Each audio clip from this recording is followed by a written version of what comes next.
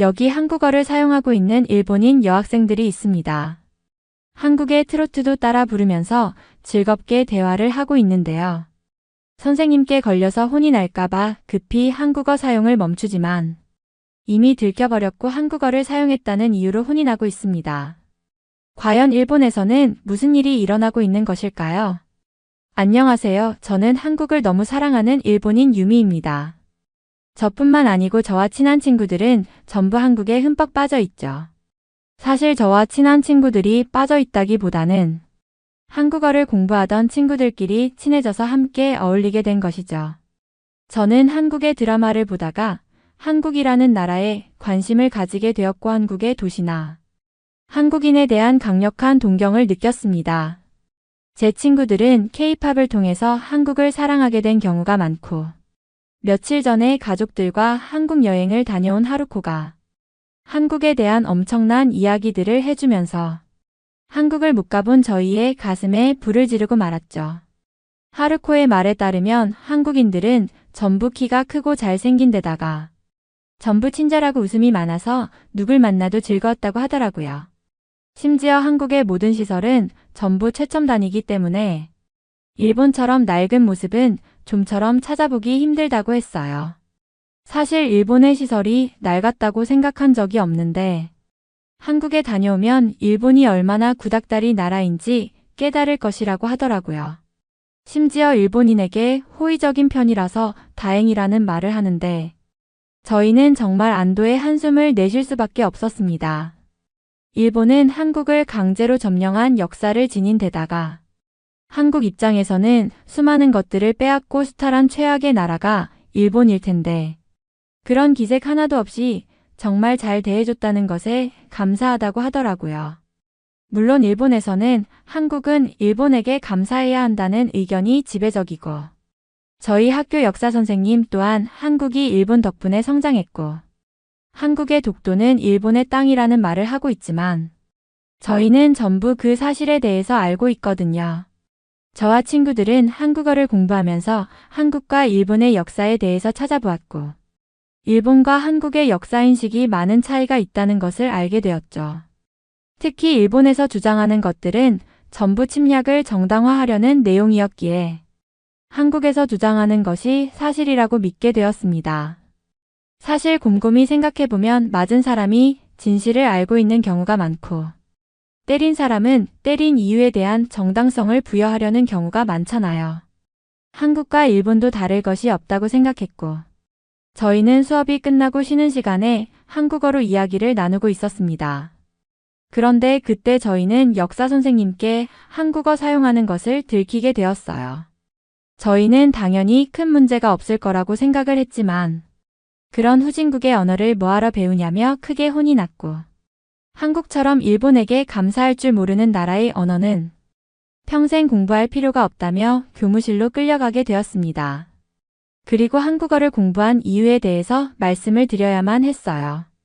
역사 선생님이 한국을 너무 싫어하고 우익에 가까운 사람으로는 알고 있었지만 한국어를 말한 것만으로 이런 취급을 받아야 하는 것이 너무 싫었습니다. 물론 저희 아버지 또한 한국을 무척 싫어하셨기 때문에 이해가 아주 안 가지는 않았지만요. 그런데 역사 선생님은 저희들의 부모님께 연락을 드린 후에 한국어를 공부하는 것은 잘못된 일이라고 말씀을 하셨다고 하더라고요. 저희 아버지는 무척이나 엄하신 편이고 제가 한국어를 공부한 것을 아직 모르시는데 저의 한국어 소식에 집안이 발칵 뒤집히고 말았습니다. 아버지께서는 언성을 높이시면서 어머니께 화를 내시기도 했어요. 도대체 애를 어떻게 교육시켰길래 한국어를 공부하게 하냐며 그 시간에 영어를 더 잘 배우거나 수학 공부를 해야 하는데 쓸모없는 것을 공부했다면서 마구 소리를 치시더라고요. 저는 아버지가 그렇게 심하게 화를 내는 모습은 처음 봤고 한국어 배운 것이 이렇게 잘못된 일인지 슬프기만 했어요.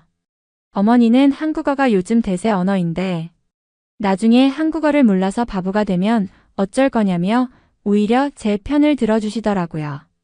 그리고 한국어를 배우는 것과 한국과 일본의 관계는 관련이 없고 나중에 일본이 침몰된다는 말이 있는데 그것을 대비하는 좋은 방책이라며 저의 한국어 공부를 적극적으로 지원해 주시겠다고 하더라고요.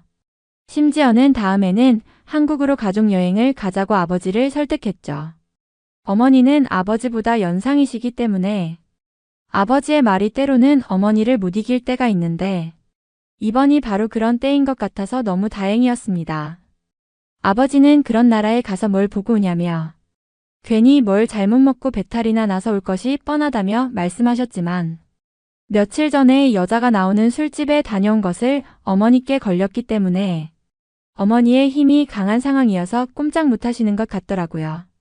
그리고 어머니는 제게 와서 한국을 공부하는 것은 정말 잘한 행동이라며 어머니의 친구 중에서도 가족과 한국에 다녀와서 너무 좋았다는 이야기를 들었고 우리 가족도 언젠가는 한국에 갔으면 싶었는데 오히려 저의 한국어 공부가 도움이 되겠다며 좋아하시더라고요. 심지어 학교 선생님이 한국어를 공부했다고 혼냈다고 들었는데 그런 선생님은 가까이 하지 말고 졸업하고 멀리하면 될 거라는 말씀도 하셨어요. 그리고 저에게 아주 놀라운 말씀을 하시더라고요.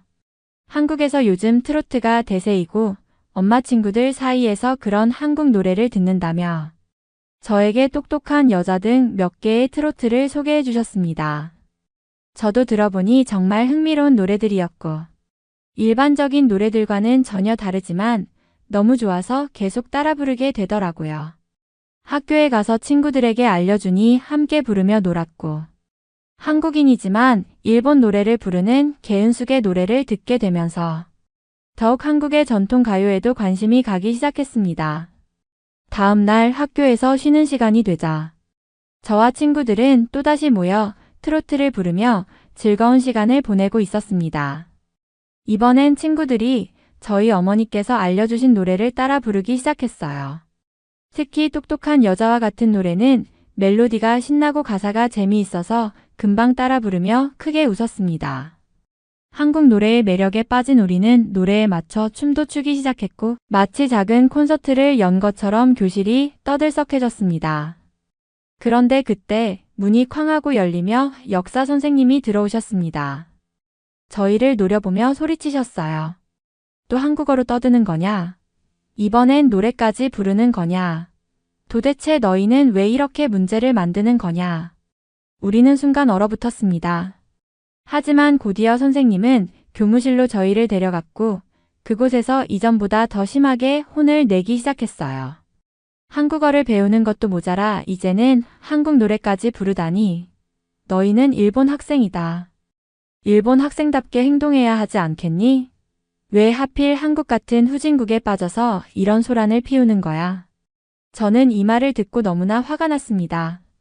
그래서 용기를 내어 말씀드렸어요. 선생님, 한국은 후진국이 아닙니다. 오히려 일본보다 발전된 점이 많습니다. 그리고 한국 노래는 일본에서도 인기 있는 대중문화입니다. 왜 한국과 관련된 것은 무조건 나쁘게 보시는 거죠? 선생님은 저를 노려보며 비웃듯 대답하셨습니다. 한국이 일본보다 발전했다고? 도대체 어디서 그런 헛소리를 배운 거냐? 한국은 일본 덕분에 근대화된 나라야. 그리고 지금도 일본의 기술 없이는 아무것도 못하는 나라라고. 저는 참을 수 없었습니다. 선생님, 그건 일본이 자기중심적으로 쓴 역사입니다. 제가 직접 자료를 찾아보니 일본이 한국을 강제 점령하면서 많은 것을 빼앗고 파괴한 게 사실이었습니다. 그리고 한국은 그 어려움을 이겨내고 스스로 성장했어요. 일본이 한국을 도왔다고 주장하는 건 침략을 정당화하려는 거잖아요. 선생님은 얼굴이 붉어지며 소리를 높였습니다. 그건 한국이 퍼뜨리는 반일 선전이다. 우리 일본은 그들에게 학교와 도로를 만들어줬고 문명을 가르쳐준 나라야. 그런 은혜를 모르고 배은망덕하게 구는 게 한국이야. 저는 차분히 대답했습니다. 그 학교와 도로는 한국인을 위한 게 아니라 일본인의 이익을 위해 만든 것 아닙니까? 그리고 한국인들은 그 시기에 언어와 문화를 억압당하고 노동력을 착취당했습니다. 선생님께서 말씀하시는 은혜는 일본 입장에서만 보는 이야기예요. 선생님은 더 이상 말문이 막히신 듯 보였고 화를 사기려는 듯 잠시 침묵하셨습니다. 그러다 갑자기 말씀하셨죠. 내가 배운 한국 역사책이 얼마나 편향적인지 아냐? 일본은 항상 정의로웠고 너희가 그런 왜곡된 이야기에 현혹되지 말았어야 했어. 저는 마지막으로 정중하게 말씀드렸습니다. 선생님, 역사는 한쪽의 입장만으로 판단해서는 안 된다고 생각합니다. 일본과 한국의 역사에는 분명히 여러 시각이 있겠지만 저는 피해자의 목소리를 듣는 것이 중요하다고 믿습니다. 그래서 한국의 이야기를 공부하고 있는 거고요. 선생님도 일본의 시각뿐 아니라 다른 나라의 시각에서도 역사를 바라보는 노력을 해보셨으면 좋겠습니다. 교무실은 조용해졌고 선생님은 더 이상 저희를 꾸짖지 못하셨습니다. 오히려 저를 가만히 바라보시더니 혼란스러운 표정을 지으며 저희를 돌려보내셨습니다. 저희는 다시 교실로 돌아왔지만 이번 경험을 통해 선생님뿐 아니라 다른 학생들에게도 우리가 한국어와 한국 문화를 사랑하는 이유를 조금이라도 알릴 수 있었던 것 같아 뿌듯했습니다. 그날 오후 역사 선생님은 평소와 다름없이 교실로 들어오셨습니다. 하지만 표정에는 어딘가 불편함이 느껴졌어요. 교실은 조용했고 모두들 아침에 사건이 다시 언급될까 걱정하는 눈치였습니다. 선생님은 칠판에 일본과 한국의 관계라고 적으시며 수업을 시작하셨습니다. 오늘은 일본과 한국의 관계에 대해 이야기하겠다. 특히 일본이 한국을 병합했던 시기에 대해 설명할 것이다. 저희는 직감적으로 선생님이 아침의 논쟁을 염두에 두고 수업 내용을 구성했음을 느낄 수 있었습니다. 선생님은 계속해서 말씀하셨습니다. 1910년 일본은 한국을 병합했다. 당시 한국은 혼란스러운 정치 상황에 경제도 낙후된 상태였다. 일본은 한국을 안정시키고 근대화시키기 위해 많은 노력을 기울였다. 일본은 철도를 건설하고 학교를 세우고 산업을 발전시키며 한국을 발전된 나라로 만들었다. 저는 속이 부글부글 끓었지만 수업 시간에 나서면 또다시 문제가 될까 싶어 꾹 참았습니다. 선생님은 계속해서 일본의 기여를 강조하며 말씀하셨습니다. 지금 한국이 잘 살게 된 것은 일본 덕분이다. 일본이 아니었다면 한국은 지금도 농업사회에 머물러 있었을 것이다. 이 점은 역사적으로 분명한 사실이다. 그 이야기를 들으면서 친구들 몇 명도 눈치를 보며 손을 들고 질문하려 했지만 선생님은 이를 무시하고 수업을 이어나가셨습니다. 그러다 마지막에 이렇게 말씀하셨습니다. 다음 주 시험 문제는 방금 배운 내용을 중심으로 출제될 것이다. 일본이 한국을 병합한 것이 한국에 어떤 긍정적인 영향을 미쳤는지 서술하라가 주제가 될 것이다. 정답은 내가 오늘 수업에서 말한 내용이다. 이를 벗어난 답을 적으면 감점될 것이다. 저희는 시험 문제를 듣고 당혹감을 감출 수 없었습니다. 어떻게 이런 주제가 정답을 정해놓고 출제될 수 있단 말인지요. 그러나 시험 성적이 중요했기 때문에 반박하거나 문제를 제기하기도 어려웠습니다. 수업이 끝난 후 친구들끼리 모여 조용히 이야기를 나누기 시작했습니다. 시험 문제. 정말 어이가 없다. 우리가 배운 건 다 일본의 시각에서만 본 내용이잖아. 맞아. 한국의 이야기는 하나도 없고 그냥 일본의 자랑만 써야 한다니. 하지만 시험에서 점수를 잘 받으려면 선생님이 말한 대로 적어야 하지 않을까? 저희는 서로 고민했지만 결국 시험에서 점수를 잘 받으려면 선생님의 말을 따를 수밖에 없다는 결론에 도달했습니다. 그날 밤 저는 마음이 무거운 상태로 한국어 노트와 일본 역사 교과서를 번갈아가며 보았습니다. 일본의 주장과 한국의 주장이 어떻게 다른지를 정리하다 보니 시험에서는 선생님의 말을 따를 수밖에 없는 현실이 더욱 답답하게 느껴졌습니다. 이 시험 문제를 그대로 받아들인다면 우리는 역사를 왜곡하는데 동참하게 되는 건 아닐까? 라는 생각이 머릿속에서 떠나지 않았습니다. 그러나 아직 학생으로서 선택의 여지가 없다는 현실에 한숨을 내쉴 수밖에 없었습니다. 시험 날이 다가오고 저는 시험 답안지에 선생님이 말씀하신 내용을 적기 시작했습니다. 일본은 한국의 경제와 교육, 인프라를 발전시켰다. 그 결과 한국은 근대화에 성공할 수 있었다. 답안을 작성하며 제 손은 떨렸고 마음속 깊은 곳에서는 배신감이 밀려왔습니다. 하지만 지금은 성적을 위해 따를 수밖에 없었습니다. 그렇게 저는 그리고 친구들은 시험장에서 선생님의 말을 따라 적으며 현실과 타협해야 했습니다. 시험이 끝난 뒤 저는 그동안 마음에 쌓인 답답함을 참을 수 없어서 어머니께 이번 일을 모두 말씀드리기로 했습니다. 집에 돌아와 어머니께 이번 시험 문제와 선생님이 수업 시간에 하신 말씀을 이야기하자 어머니는 잠시 말을 잇지 못하시더니 깊은 한숨을 내쉬셨습니다. 정말 그런 시험 문제가 나왔단 말이니? 어머니는 믿기지 않는다는 듯이 물으셨습니다. 네, 선생님은 한국을 발전시킨 게 전부 일본의 공이라고 하셨어요. 그리고 한국이 일본 덕분에 근대화되었다는 내용을 적어야 시험 점수를 받을 수 있다고 하셨어요. 어머니는 잠시 생각하시더니 단호하게 말씀하셨습니다. 이건 편협한 교육이야. 내가 배우는 것은 사실이 아니라 누군가가 원하는 이야기일 뿐이야. 역사란 다양한 시각에서 봐야 하는 건데 이런 식으로 강요당하는 건 정말 잘못된 일이야. 더는 이런 교육만 듣게 둘 순 없겠구나. 그러더니 어머니는 갑자기 결정을 내리셨습니다. 유미야, 빨리 한국으로 가족여행을 가자. 직접 보고 듣고 느껴야 내가 진짜 역사를 알 수 있어. 이 시험 문제 같은 잘못된 가르침에 얽매이지 않도록 말이야. 저는 어머니의 제안에 깜짝 놀랐지만 너무 기뻤습니다.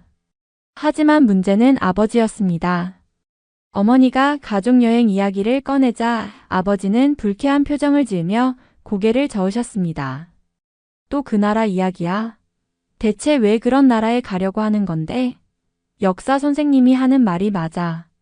일본이 한국을 얼마나 도와줬는데 이제 와서 뭘 따지겠다는 거야?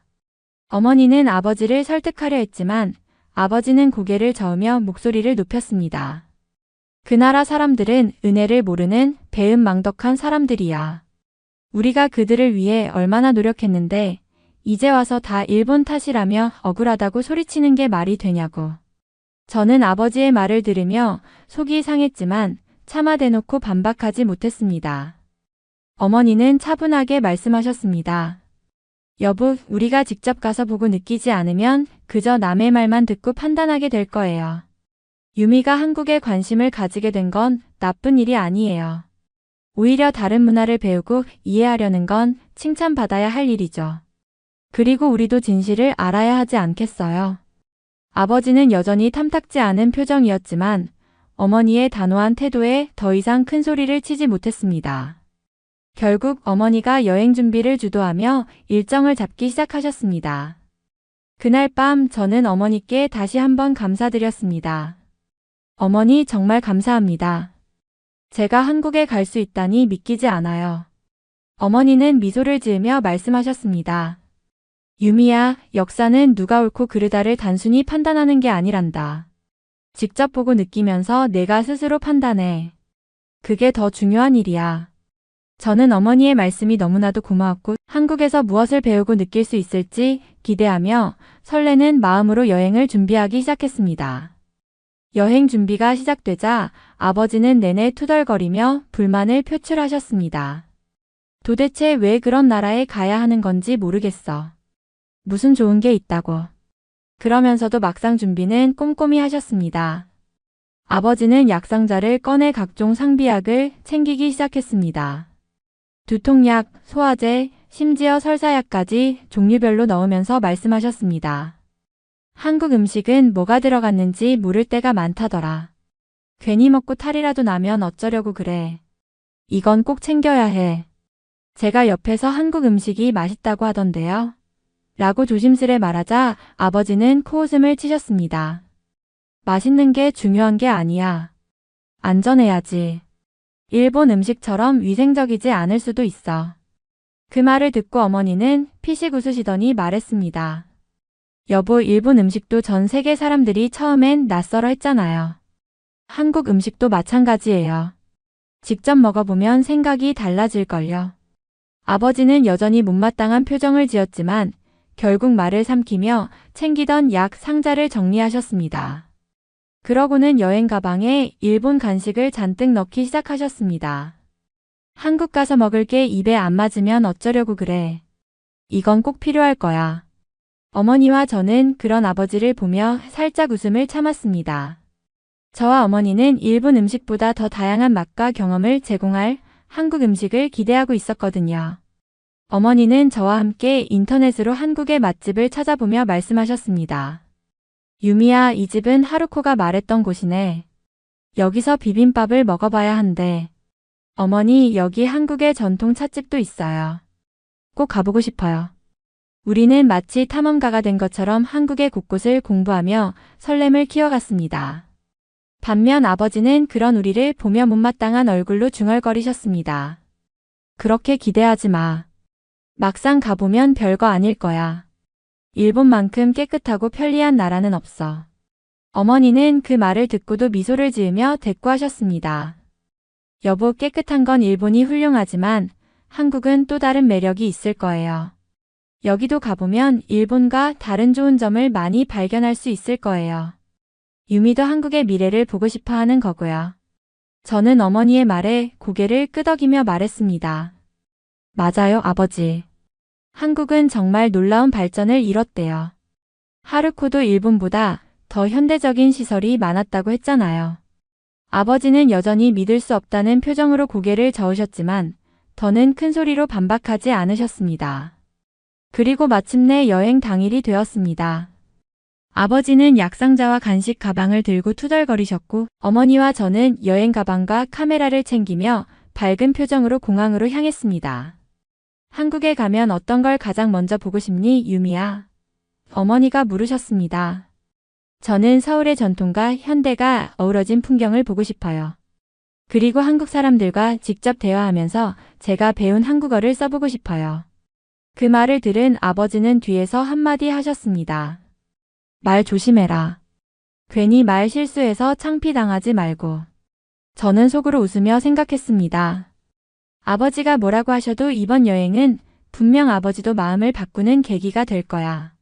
그렇게 우리는 한국행 비행기에 올랐고 창밖으로 보이는 하늘을 보며 저는 설렘과 기대감에 가득 차 있었습니다. 드디어 한국을 직접 볼 수 있다니. 한국에 도착한 저희 가족은 서울의 활기찬 풍경에 첫눈에 반했습니다. 공항에서부터 도시로 이어지는 넓은 도로와 현대적인 건축물들이 아버지의 기대를 넘어선 듯 보였습니다. 그래도 도시 정리는 잘 되어 있네. 아버지는 살짝 감탄하는 듯한 목소리로 말씀하셨습니다. 어머니는 미소를 지으며 저와 눈을 맞췄고 우리는 서울에서의 하루하루를 기대하며 숙소로 향했습니다. 다음 날 우리는 경복궁을 방문했습니다. 전통 한복을 입고 있는 사람들이 고궁을 배경으로 사진을 찍는 모습이 너무나 인상적이었어요. 화려하면서도 조화로운 궁궐 건축물과 한국의 전통 미학에 아버지도 잠시 말을 잃었습니다. 이 정도면 꽤 세련된 문화였네. 아버지는 조용히 말씀하셨고 어머니는 미소를 지으며 그럼요. 일본만 역사가 있는 게 아니잖아요 라고 대꾸하셨습니다. 고궁에서 나와 삼청동의 옛길을 걷는 동안 우리는 작은 카페와 전통 소품 가게들을 둘러보며 즐거운 시간을 보냈습니다. 아버지는 이런 골목길이 마음에 드셨는지 여긴 조용하고 좋구나 라며 감탄하시더라고요. 그날 오후 저희는 전통시장을 찾았습니다. 넓게 펼쳐진 시장에는 다양한 먹거리와 상품이 가득했고 사람들로 붐비는 풍경이 매우 활기찼어요. 저는 떡볶이와 김밥을 맛봤고 어머니는 호떡을 즐기셨습니다.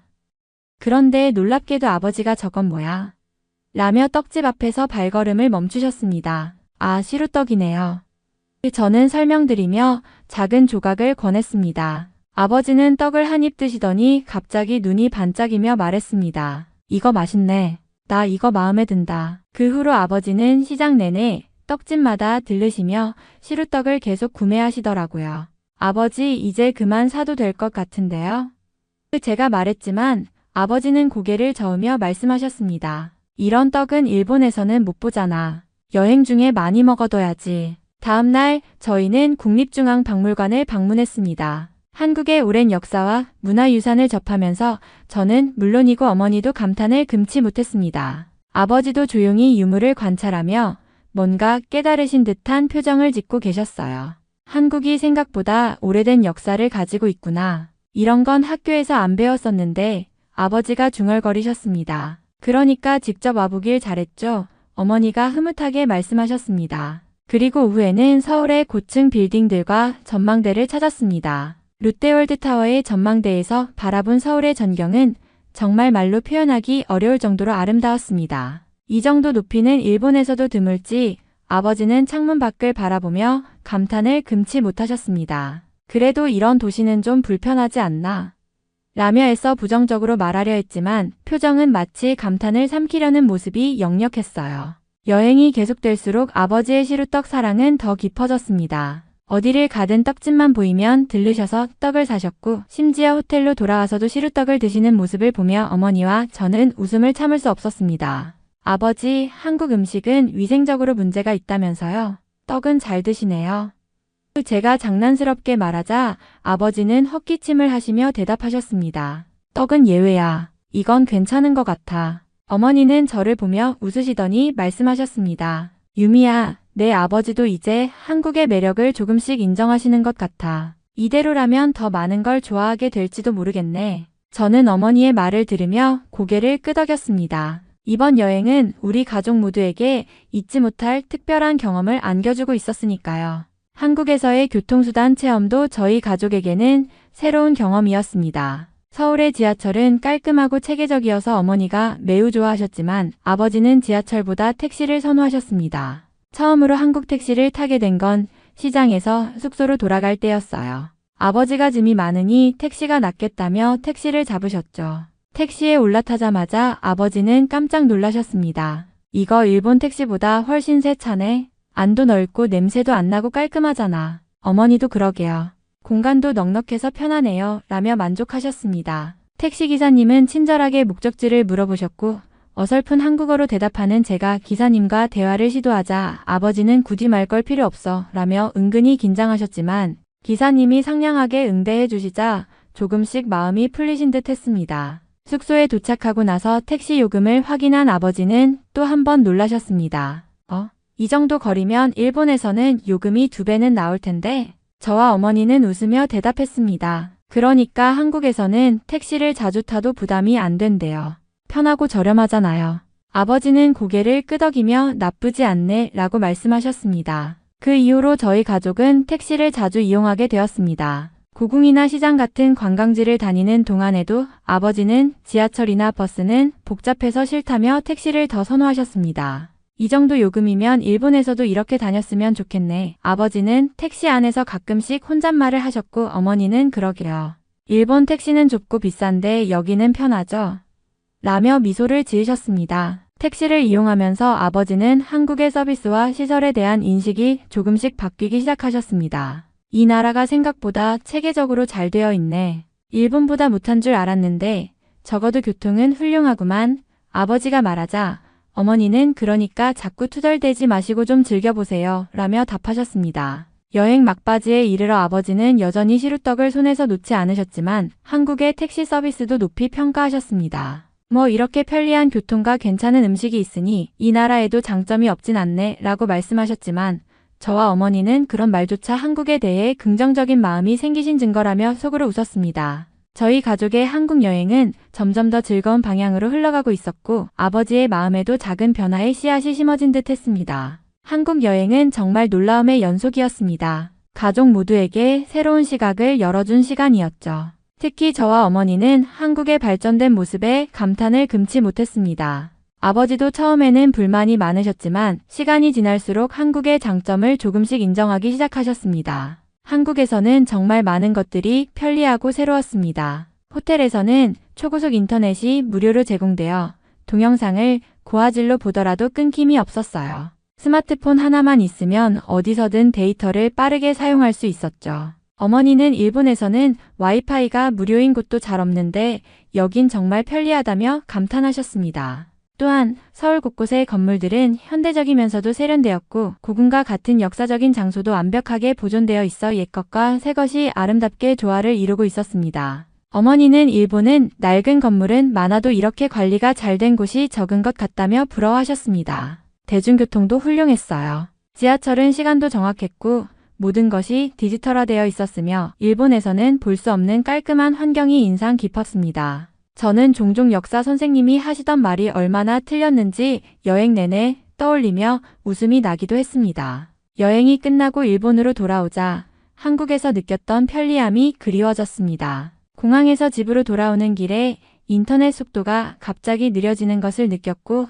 아버지도 휴대폰으로 뭔가 검색하다가 짜증을 내셨습니다. 이게 뭐야? 인터넷이 왜 이렇게 느려? 한국에서는 바로 떴는데. 또한 일본의 오래된 건물과 길거리가 이제는 눈에 띄게 낡아 보였습니다. 집에 도착했을 때 아버지는 우리 집은 낡았어도 편하지라고 하셨지만 저와 어머니는 별로 동의하지 못했습니다. 한국에서 봤던 시설이 너무 좋았으니 이렇게 느끼는 것도 당연하죠. 어머니가 말씀하셨죠. 다음날 학교에 갈 때 일본의 지하철을 탔는데 그동안은 익숙하게 느껴졌던 일본 지하철이 갑자기 좁고 복잡하며 불편하게 느껴졌습니다. 한국에서의 쾌적했던 지하철이 자꾸 떠올랐습니다. 어머니는 한국은 지하철도 깨끗하고 전광판으로 정확한 시간을 알려줘서 편리했는데 여긴 왜 이런 거 하나 없지? 라고 하셨고 저는 고개를 끄덕이며 동의했죠. 심지어 아버지도 한국의 떡을 그리워하셨습니다. 집 근처 가게에서 일본 떡을 사오셨는데 시루떡의 쫀득하고 부드러운 식감을 못 잊으셨는지 드시면서 투덜거리셨어요. 이건 너무 뻑뻑해. 한국 떡이 훨씬 맛있었어. 또 먹고 싶네. 아버지의 불만 섞인 한마디에 저와 어머니는 서로 웃음을 터뜨렸습니다. 한국에서의 경험은 아버지에게도 깊은 인상을 남긴 것이 분명했으니까요. 한국과 비교해보니 일본은 발전이 멈춘 것 같다는 생각이 들었습니다. 인터넷부터 건물, 교통까지 많은 면에서 낙후되어 있다는 것을 여실히 느끼게 되었죠. 저는 이번 여행이 단순히 즐거운 시간이 아니라 제가 살고 있는 세상을 새로운 시각으로 바라보게 한 중요한 계기가 되었다고 생각합니다. 한국 여행 이후 저는 더욱 한국어 공부에 열중하기로 마음먹었고 언젠가 다시 한국으로 돌아가고 싶다는 꿈을 품게 되었습니다. 아버지도 더 이상 저의 한국어 공부를 반대하지 않으셨고 한국에 대해 쏟아내던 부정적인 의견을 많이 줄이셨거든요. 앞으로 한국과 일본을 왕래하며 살고 싶다는 꿈이 생겼고 그 꿈을 이루기 위해서 많은 노력을 하고 싶습니다. 이번 사연은 여기서 마무리하도록 하겠습니다. 끝까지 시청해주셔서 감사드립니다. 좋아요와 구독은 영상 제작에 큰 힘이 됩니다. 꼭 한 번씩만 눌러주세요. 감사합니다.